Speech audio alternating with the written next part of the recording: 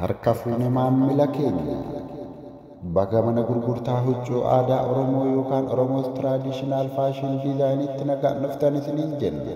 Dhaabbanni kun uffata aadaa Oromoo ammayyoomsee addunyaadhaan waliin dorgomuudhaaf sochii guddaatti jira. Teessoon keenya handhuura Oromiyaa magaalaa Finfinnee Muujjaa yookaan Shiroo Meedaatti yoo ta'u, lakkoofsi bilbilaa keenya 929 104621 maarree bakkuma jirtan taa'aati haloonuu jedha. Uffata aadaa keessan haala ammayyaatiin hojjennee bakka isin jirtanitti isiniin geenya. Akkasumas Yuunaayit Arab Imireet naannoo Shaarjaatti kan argamnu yoo ta'u, lakkoofsi bilbilaa keenya 525 1325 waan nu daawwattaniif galatoomaa isiniin jenna maamila keenya.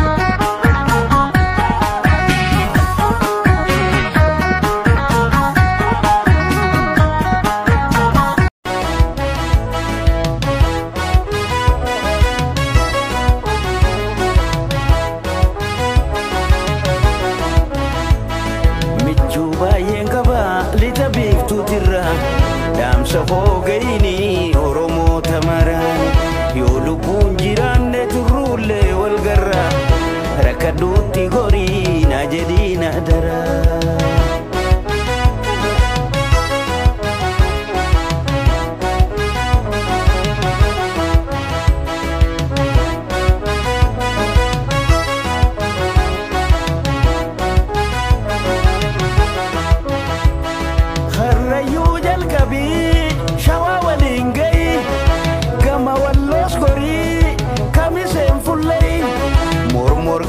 Jai bayi waan baratte wallaggaa horroodhaa gidaamiif najjootte.